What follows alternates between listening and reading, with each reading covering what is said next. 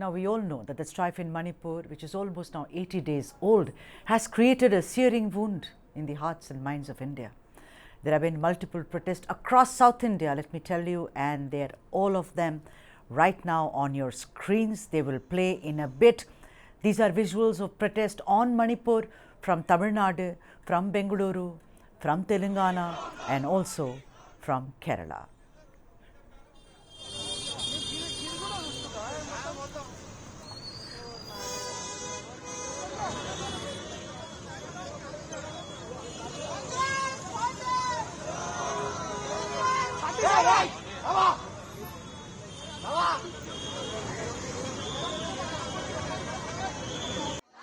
Save indigenous people.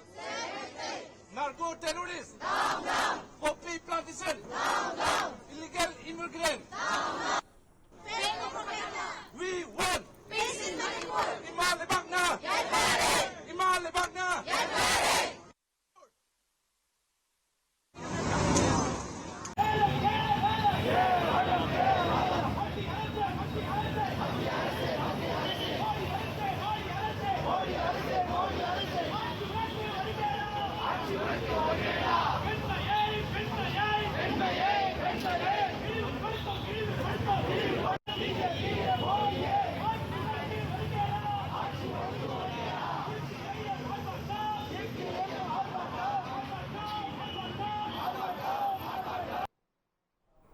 അഭിവന്യ കർദിനാൾ Mar George Alencherry പിതാവാണ്. എല്ലാവരുടെയും കൈകളിലേക്ക് തിരികൾ.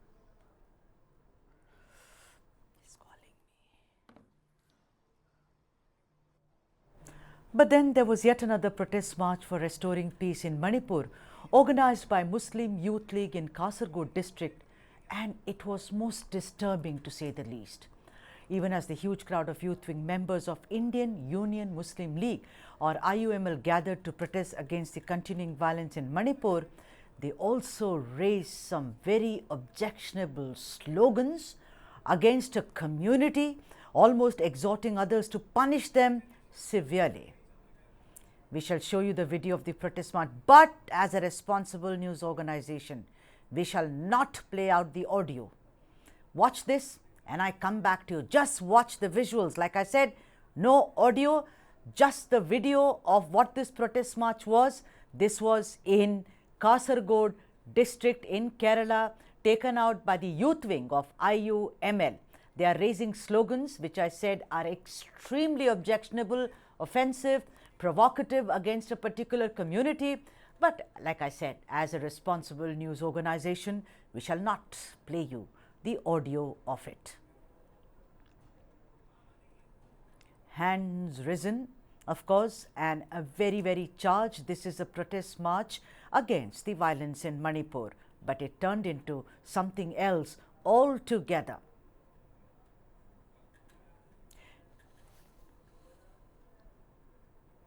Let's not forget that Manipur is about trouble between two communities. It's about a virtual breakdown of trust between two groups. And in the context of this video from Kasaragod district in Kerala, what is most bothersome? That the youth used the occasion to raise sectarian slogans. Meanwhile, the Muslim Youth League has issued a statement suspending its member for raising provocative slogans. And I quote, "It is an unpardonable mistake," close quote, said the MYL in the statement. Muslim Youth League General Secretary P.K. Firoz said that raising slogans which are against the ideology of the organization could create divisions of society, and it was an unpardonable mistake. Firoz also added that Abdul Salam has been suspended for the same. Now, BJP IT cell chief Amit Malviya tweeted about the incident and as follows: Youth wing of Indian Union Muslim League, an ally of the Congress, held a rally in Kerala's Kasaragod. They wouldn't have dared to go this far had the Pinarayi government not been supporting them. Obviously, we've edited out portions, like I said, because we are responsible. We do not want to create any trouble or create panic amongst the people of this country. As you well know, the IUML is of course an ally of the Congress in Kerala, and it is indeed an embarrassment for the Congress party, which is now focused on owning the secular space in India. The Kasaragod police have meanwhile taken around 300 people into custody under non-bailable offence. The cases have been registered under section 153A, which is promoting enmity between different groups, hurting religious sentiments and unlawful assembly. I have to say this, ladies and gentlemen, what really foxes me is that in a peaceful protest march over Manipur, which has been torn asunder because of alleged tensions between communities, this very march was used to raise incendiary slogans against a particular community. These were youth, let me tell you, young men. And I asked them, what were you thinking when you raised those incendiary, objectionable, provocative slogans against the community? Vinita ji, thank you so much for joining us on the broadcast, and for the first time. I want to ask you, because I think that senior leader BJP IT cell chief has tweeted about it, that is Amit Malviya. I've edited out some parts of his tweet only, Vinita ji, because I do not want any kind of problems to be created. That's why we are not even showing the audio. You see the video audio, I will not show. I will not show. I'm asking you something. This now, because there was a complaint made by the BJP, 300 people have been taken into custody. I spoke to Mr. Saxena, who's the police chief in Kasaragod district. He said, yes, we have. So, does that satisfy you? Is that the end of it? Don't you think it's an endemic problem? Because it also, like Rahul said, it is not about whataboutery. I remember all those slogans, at the time of CA, NRC, something like Afzal के जो यार हैं, देश के गद्दार हैं, all these which ABVP. What is your party's stand on this Kasaragod incident?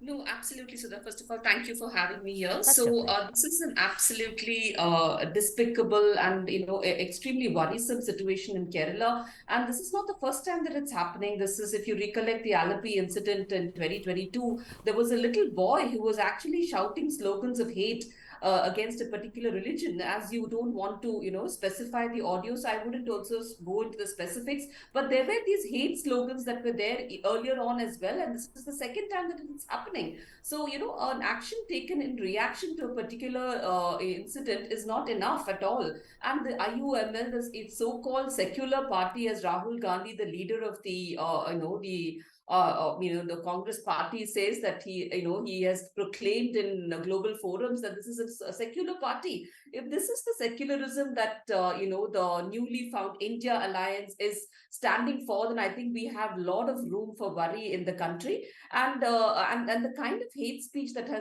was there, to hear, it's extremely sad to see that my state, has this deep fault lines in the society. In Kerala society, there are these deep fault lines between religions itself is extremely worrisome, and it does not reflect well on the the theme of God's own country.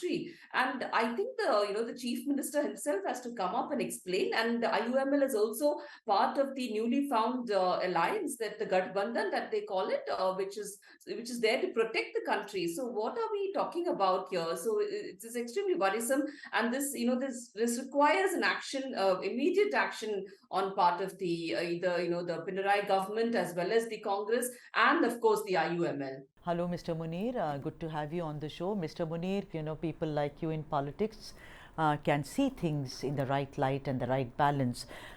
What is your comment? I mean, imagine, Mr. Munir, wait, let me ask you the question, Mr. Munir. It is a protest, peaceful march against what is going on in Manipur, right? Yes. And then you hear these slogans against a community, almost exhorting the public to harm them. Don't you think this is truly shameful, Mr. Munir? It was shocking to hear that slogan. I could see only today in the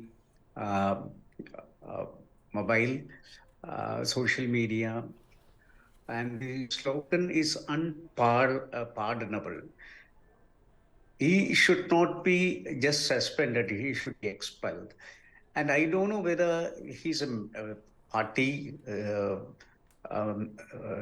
member or not, but when a position goes, many intrude into that and say whatever they like. But it is the policy of Indian Union Muslim League to be very cordial with all the religions. Rahul Ishwar is one of my very close friend, and he knows how we function in Kerala. We have shared a lot of uh, diets together in various occasions. And what we try to say the people, Indian Union Muslim League has 75 years of history, and never ever in the history they can show any act of communal tinge Right. has been taken from the side Indian Union Muslim League. So this is unpardonable. And as Rahul Ishwar said, any action, a police can take any action and we will stand with it. Not only that person who has been expelled, who all have uh, been part of this sloganeering of this extreme communal tinge with the communal tinge should be brought behind the bars. Right. So that's good to hear. I mean, Rahul, what you said is that they are very peaceful, you know, as an organization, as a political party. Mr. Munir spoke about it, and you are absolutely right. But then the most unfortunate part of rallies or anything which is uttered publicly is once the message goes, it's gone. That's why we all have to be extremely careful in private life, particularly politicians. They cannot be loose cannons. You cannot be. And I think just by suspending that young man, he's not so young, he's a major, he can vote. He's not a child, I can, you know, pardon a child.